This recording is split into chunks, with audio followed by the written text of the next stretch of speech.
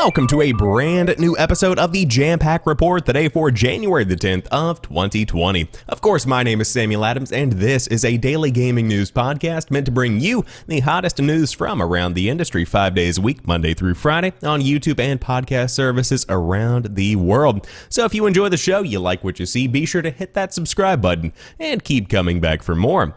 Now, with that being said, for the Batman fans out there, this is going to be a pretty big show for you because Warner Brothers Games Montreal is back to teasing their brand new Batman video game. Although nothing has been announced officially, we now know a little bit more, and hopefully we'll know a little bit more day by day, week by week, who knows. It was initially revealed in September, but at this rate we might get a full release by 2025. But regardless, alongside that news, we got tons of information about the upcoming Pokemon expansions for, of course, Sword and Shield, a brand new Mystery Dungeon Rescue Team DX game, and Pokémon Home as a release time frame. Then we talk more about Doom getting a bit of an update on consoles, Peripheral maker Razer shutting down their San Francisco store while Game is closing 40 stores in the UK, and finally, METACRITIC has named their games of the decade, and in general the best of 2019 and beyond, because they have, of course, plenty of user feedback as to what's good out there in the world. However, that is our lineup for today's show, and I hope you enjoy it, but without further ado, let's go ahead and dive into it. Warner Brothers Games Montreal is teasing the new Batman video game again. Warner Brothers is teasing the new Batman video game again, this time with another cryptic image published to social media. The WB Games Montreal Twitter page published the image below, which shows a third of a completed image. Another piece was published to the studio's Facebook page, and another third on Instagram. Fans have already put the three together, and you get this, which is the giant crest that you see here. The image does not tell us much. It looks like the Gotham City Police Department crest, but it does serve as a reminder that Warner Brothers Games Montreal, the developer behind Arkham, on the Eurogamer put the developer of Arkham Oranges. Oh man, I wasn't expecting that. Origins, not Oranges, is developing the next Batman game. Oh my gosh, that was funny. This follows a previous tease from Warner Brothers Montreal in September 2019, which carried the same tagline, of course, saying Cape sur la nuit, which is Capture the Night. The current speculation is we are looking at a game based on a mysterious organization called the Court of Owls. And that is pretty much where it stands right now. Batman Arkham Oranges. Oh man, don't you love autocorrect? Anyways, Warner Brothers teasing a new Batman video game again. My question is, when are we ever going to see the full reveal of this thing? It is well past time to show this game off. It has to be impending. And my theory on this one is that it is going to coincide closely, if not overlap, with the PlayStation 5 announcement, because the industry has been bubbling about what's going on with PlayStation 5. We got the reveal of the logo earlier this week at CES. We got a big reveal of it last year on an article that was randomly published on Wired, I think, something like that. One of those miscellaneous, tech blogs or whatever. So it's getting close to the time that we are going to be getting some kind of PlayStation 5 reveal, some kind of event, something to show off the next gen. And so if this Batman video game is going to be next gen, which presumably most games that are coming out and are being teased probably are, then this could be a good way to kind of get in early and showcase the power of the PlayStation 5 via what's been going on over there at Warner Brothers Games Montreal. Now, it's important to note that theory that I've come up with, it does have some flaws, because at the end of the day, this is not Rocksteady. This is the secondary company that's been working on the Batman Arkham series, so it might not necessarily be getting the moment in the limelight like a full-fleshed out Rocksteady game would. But at the same time, it is a Batman game. Batman sells well. The Arkham series has definitely gained a lot of fandom, I suppose, over the course of the past 10 years or so, and of course, everybody is excited about it after so many teases. But at the end of January the 9th, that is what we had. The crest itself is going to be coming into play in some kind of way, shape, or form. Now, there are plenty of people breaking down what they think the crest is, what they think the game is. I would highly recommend listening to the January 9th episode of the Kinda Funny Games Daily podcast. They did a very in-depth breakdown with tons of the staff over there talking about what they expect, what they hope for, Very good show from them yesterday, but of course, that is what we've got so far, and hopefully more teases will be coming soon. However, let's dive into the Pokemon Direct, shall we? Expansion Pass for Pokemon Sword and Shield to add all new areas, Pokemon, and characters. Pokemon Sword and Shield have already proven to be massive successes for Nintendo, Game Freak, and the Pokemon Company, giving the franchise its highest grossing launch of all time and the Switch its fastest selling titles yet. With more than 6 million copies sold worldwide, many trainers have been journeying through the Galar region looking for more to do. During today's Pokemon Direct presentation, the Pokemon Company and Nintendo announced new DLC for Sword and Shield in the form of 2 expansions that make up an expansion pass. The 2 expansions are called the Isle of Armor and the Crown Tundra. Both expansions bring a new area to explore, new Pokemon to catch, new clothes to equip to your trainer, and new features. In addition to more than 100 new clothing items added across the expansions, new items like the leveling item XP Charm and new tutor moves will add new wrinkles like never seen in mainline Pokemon games before. A new battle type called Restricted Sparring also appears in the Isle of Armor, where trainers can only use certain Pokemon types or must battle under specific conditions. Each expansion also has its own Pokedex to complete and in turn expands the Galar Pokedex with more all-new Pokemon, as well as more returning monsters. Additionally, while in the expansion areas, players can complete max raid battles against Pokemon not in Galar's wild area. Players can invite up to 3 friends to battle alongside them, and you can even invite friends who don't own the expansion pass to hop into these battles. The Isle of Armor is described as a giant island with environments unlike what is seen in the Galar region, including beaches, forests, bogs, caves, and sand dunes. As expected, the isle is home to a ton of Pokemon, several of which were not present in Sword and Shield's base game. While on the Isle of Armor, players find a dojo that specializes in a particular style of training. Trainers become the apprentice of Mustard, a legendary trainer who held championship for 18 consecutive years, even reaching back to before Dynamaxing was part of Pokemon's League battles. Why is Dynamaxing? I know what it is. Like, I looked it up because of the fact that this is, something I have to talk about. I don't care about Pokemon in the slightest. It sounds like something that you do, like, if you're boosting in a video game illegally, or maybe it's something you take before you go to the gym to really get buff. Like, oh, yeah, I had to get my scoop of Dynamax, bro. You gotta get in there, bro. You gotta get ripped. Anyways, let's see. Later in the year, players can travel to the Crown Tundra, a beautiful mountainous landscape covered in snow. During this adventure, the trainer is appointed the leader of an exploration team to investigate the far corners of this frozen area. In the Crown Tundra expansion, players can even explore the depths of Pokemon dens, which we have only seen the outside of in Wild Area during max raid battles to this point. These dens not only deliver new gameplay features, but also allow players to encounter legendary Pokemon from past generations.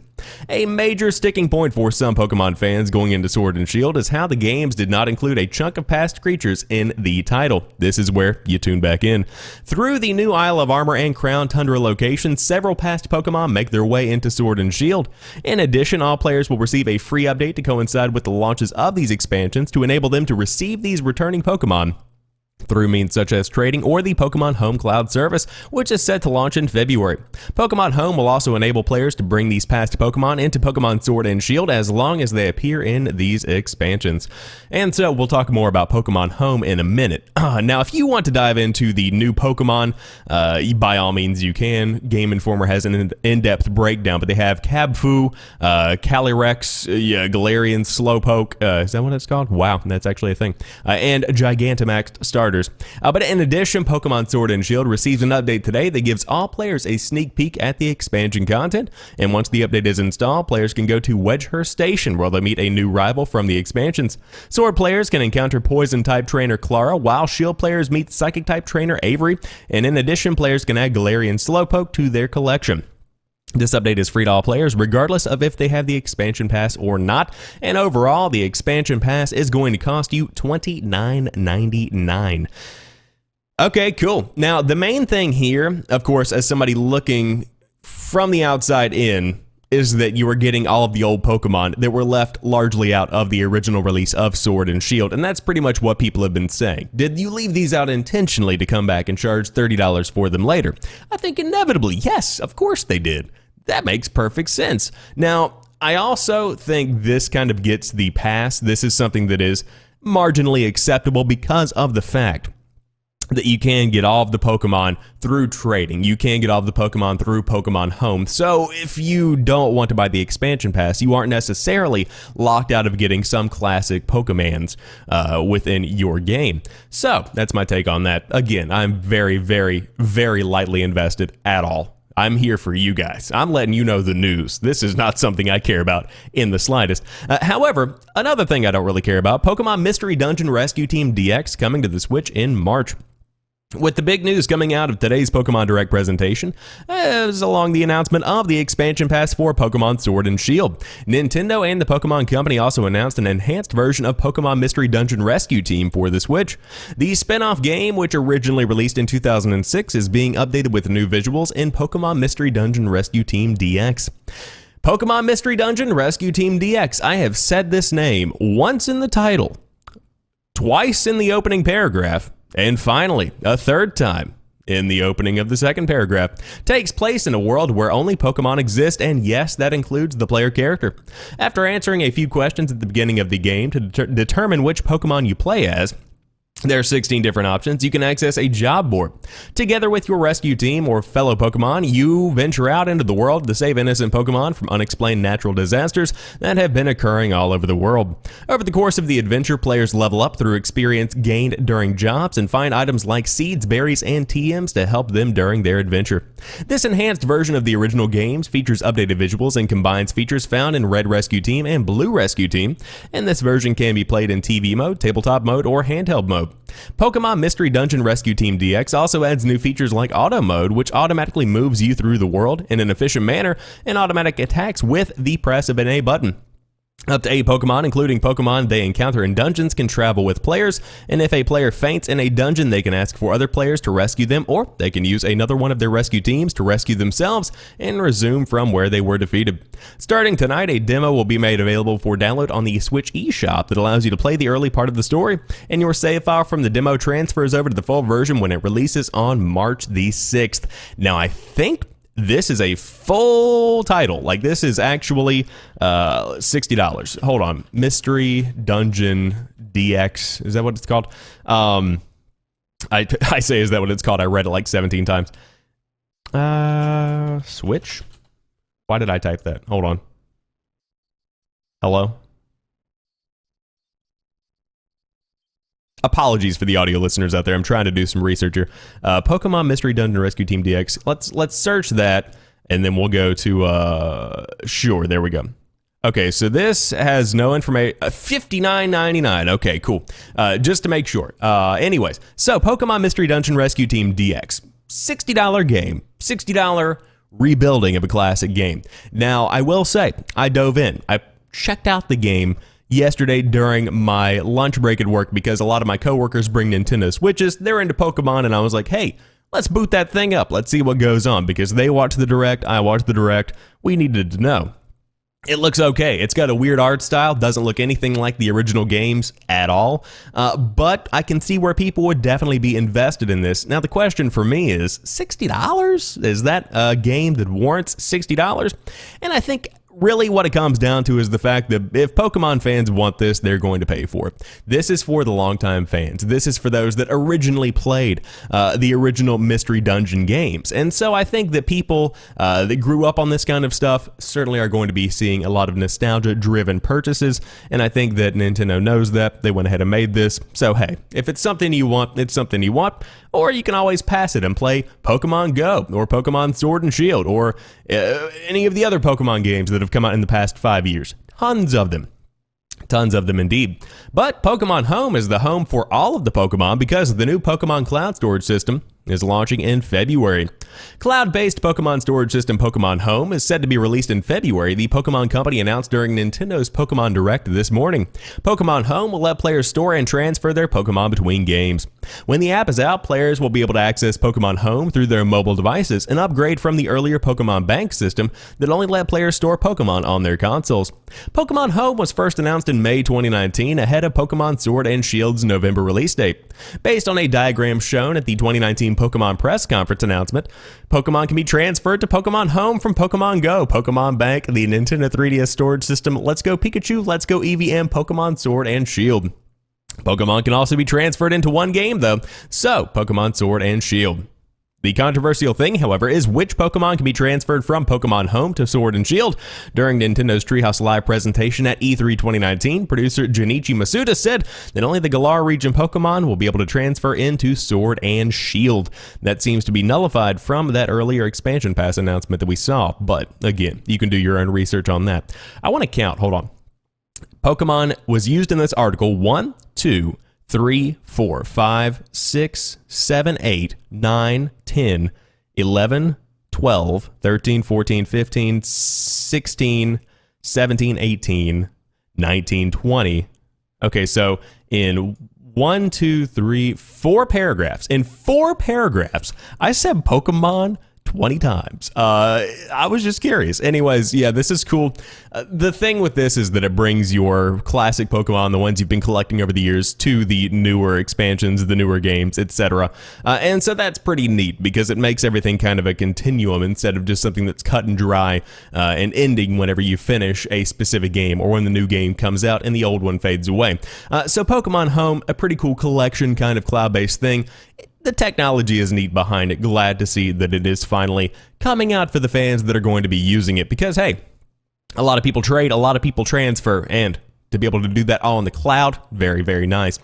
However, moving away from Pokemon, thank God, Doom re-releases now support add-ons and quick save as well as 60 FPS. The update also improves gameplay for console gamers. Bethesda's re-releases of the first 2 Doom games are about to catch up to the original in areas. Are about to catch up to the originals in key areas, there we go, and in a few ways surpass them.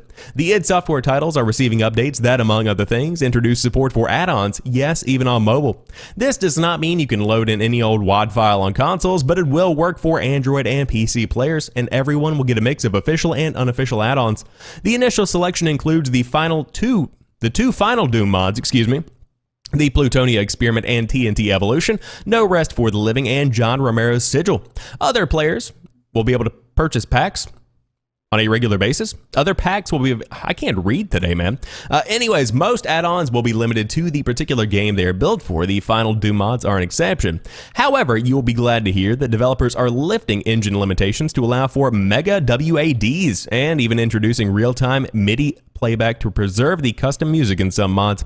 There are some notable practical improvements beyond this. Both Doom titles now run at 60 FPS on all platforms instead of the earlier 35 FPS, and there's an aspect ratio option to match the 4:3 output of the original game.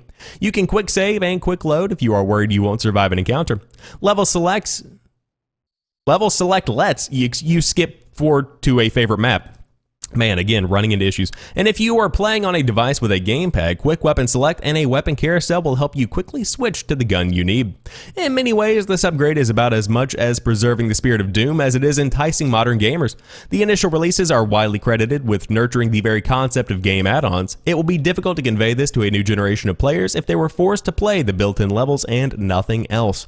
And so, through the muddled mess of words that I spewed out, we do get a lot of really cool enhancements here. I think my favorite, of course, on top of the fact that you are going to be having these mods and these add-ons, is the fact that you do have stuff like 60 FPS. You have the 4:3 output.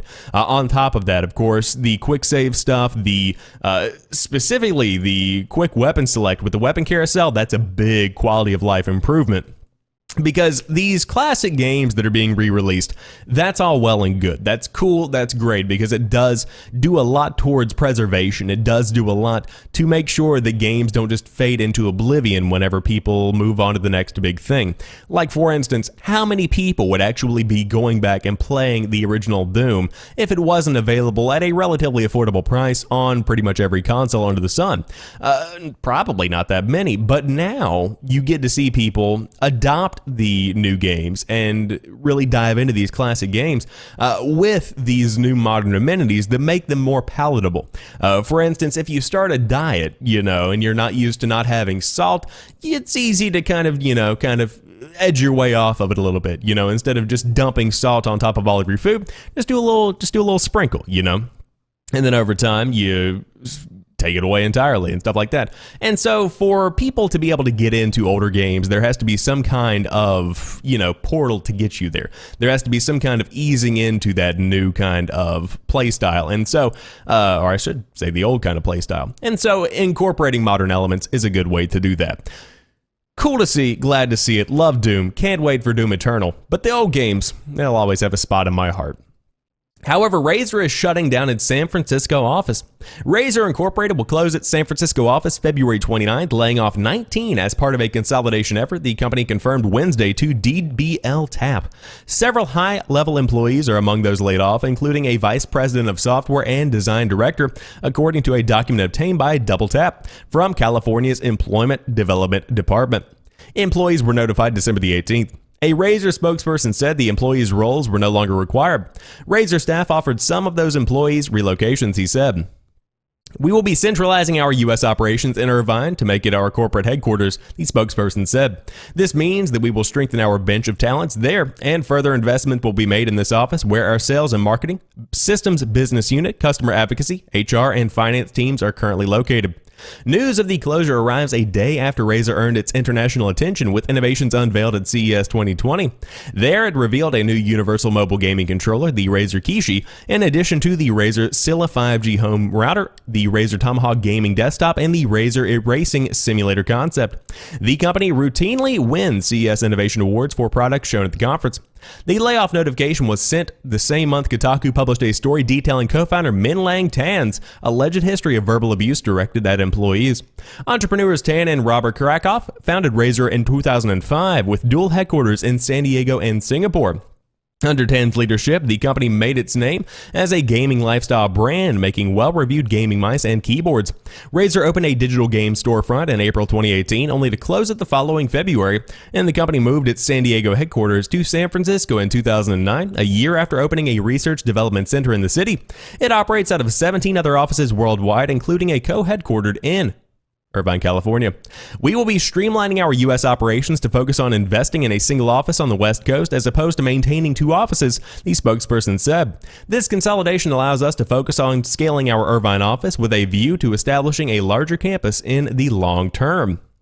And so I think overwhelmingly, this is just a growing pains kind of situation. Razer is doing very well. If you can go to CES and show off innovations, then by no means is your company struggling. On top of that, in today's day and age where streaming culture has elevated the value of having a fashionable headset, where streaming culture has really raised up Razer with tons of sponsors, big streamers pimping the brand, that kind of thing, Razer is going to be fine. They're not hitting any kind of bumps in the road. And on top of that, they just opened their brick and mortar store in the UK. So whenever you have that kind of situation, it just makes more sense to have one headquarters location as compared to two. Now the question is, did the Kotaku article about Min Lang Tan have anything to do with the move? No, I don't think it did whatsoever. But hey, transparency is good, and game journalism, and journalism in general, gets you there. But Game is intending to close 40 stores in the UK. They're facing a challenging retail market. Not good news for those that are fans of the brick and mortar store. Game is closing 40 stores in the UK. It's confirmed. As of October, Game had 259 stores and 21 Belong esports arenas in the UK. Game said 13 stores have been served notices so far, including sites in Mansfield, Canterbury, Watford, Glasgow Fort, and Lacer. Yesterday, Game served notice on a further 14 sites, including Derby, Norwich, Chapel Field, Lakeside, Blayheath, and Karma. Wow, man, these names, I've never read them before in my life because I'm a greasy, fat American, so I'm not really used to that. But as part of what it's called a store rationalization program, the additional sites will be served notices in future. This is a weirdly written article. There's going to be more closing down. There is a slightly confusing quote attached to Game's note to press this evening that suggests the company has yet to decide whether it will leave the 40 locations. It's just confirmed it plans to close its stores, and of course they have asked for clarification. Quote, "We are working closely with landlords throughout the UK to ensure that we do not have to vacate the 40 locations, which could lead to a number of job losses. However, we are facing a challenging retail market, and Game, with its extensive retail footprint, needs to restructure, and landlords need to work with us in setting realistic, fair rents." Back in October 2019, Game drafted in property consultancy firm CBRE to work out whether the number of shops it had in the UK needed to change. According to a report by our sister site GI.biz, CBRE said Game's current stores have an average unexpired lease term of less than 0.8 years, which makes this a significant opportunity to restructure the current portfolio. Bet the staff working at Game will love that language. When Game parent company Sports Direct published its full year report in July 2019, it said it didn't think Game was capable of weathering the industry pressures it faces alone.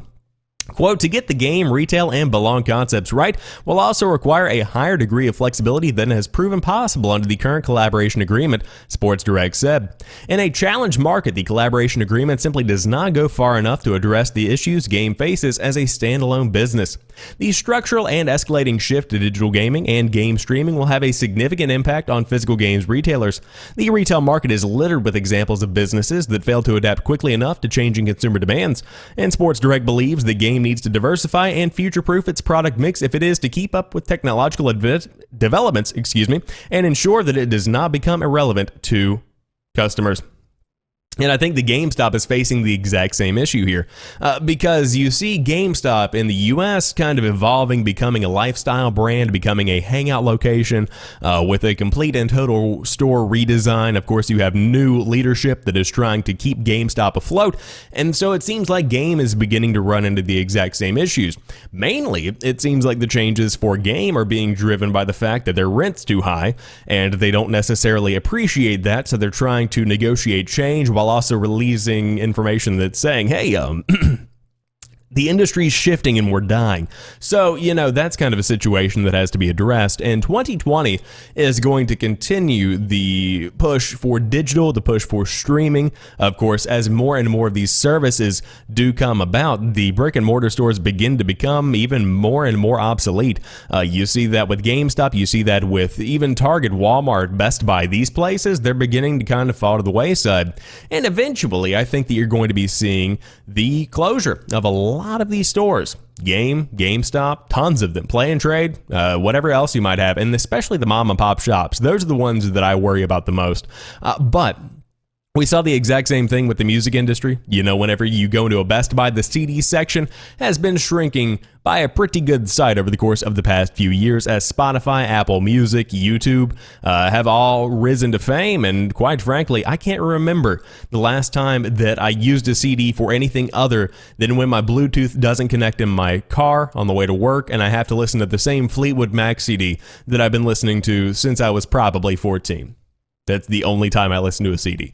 And so I think that kind of analogy works for games as well, because the last time that I actually put a disc into my console, probably around Christmas time, but that's because I was given one. The last time that I actually went out and bought a physical game, probably 2018. Honestly, that's kind of where we're at with that.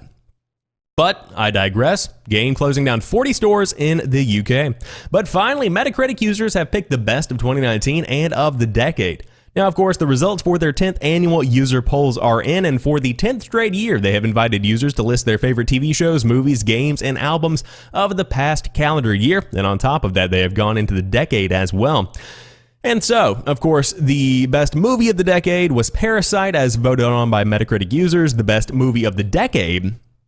the best movie of 2019 was Parasite. The best movie of the decade was Mad Max Fury Road. TV shows include Watchmen at number 1 for 2019. For the 2010s, Breaking Bad. Absolutely couldn't agree more. Then on top of that, the best album of 2019 was Norman fucking Rockwell by Lana Del Rey. Haven't heard a single song on that one. The best album of the decade for the 2010s, To Pimp a Butterfly by Kendrick Lamar. Again, have not listened to that one whatsoever. In fact, I don't think that I've listened to a single album on this entire list. I am old on the inside. Then, as far as games go, here's where we tune back in for this podcast. The best video game of 2019 as voted on by Metacritic users includes Resident Evil 2 coming in at number 1, Sekiro Shadows Die Twice at number 2, and Death Stranding at number 3, and things go down from there. Then the best video game of the decade, 2010 through 2019 as voted on by Metacritic users, The Last of Us / The Last of Us Remastered comes in at number 1, followed by The Legend of Zelda Breath of the Wild and The Witcher 3 Wild Hunt at numbers 2 and 3, with Red Dead Redemption 2 at number 4, Mass Effect 2 at number 5, Bloodborne at 6, The Elder Scrolls V Skyrim at 7, God of War at number 8, Grand Theft Auto 5 at number 9, and finally Dark Souls coming in at number 10. Quality choices there. But The Last of Us Remastered being the number 1 of the decade, very good choice. Probably my choice as well. One of the best games I've ever made. Fantastic gameplay, fantastic story. Cannot wait for The Last of Us Part 2. Now, as far as 2019 goes, I also agree with this one. I think that Resident Evil 2 was one of the best games of 2019, and there's an argument to be made that it was the best game of 2019. But that's just my 2 cents. If you want to see the entire breakdown of media over the decade, then by all means you can head over to Metacritic and they have their full rundown for the user poll for 2019 and the 2010s. Very interesting stuff to see, to say the least. But with that being said, that rounds out today's episode of the Jampack Report. Of course, if you enjoy this one, be sure to drop me a like down below and let me know what you think about today's show, the news we went over. Is there anything I missed? Is there anything you want to say? I would love to hear you say it. And of course, if you're listening on podcast services, thank you so much. Hit that subscribe button if you enjoy, and I will be back on Monday for a brand new round of news for you. But until then, have a good weekend. I will talk to you soon, and peace.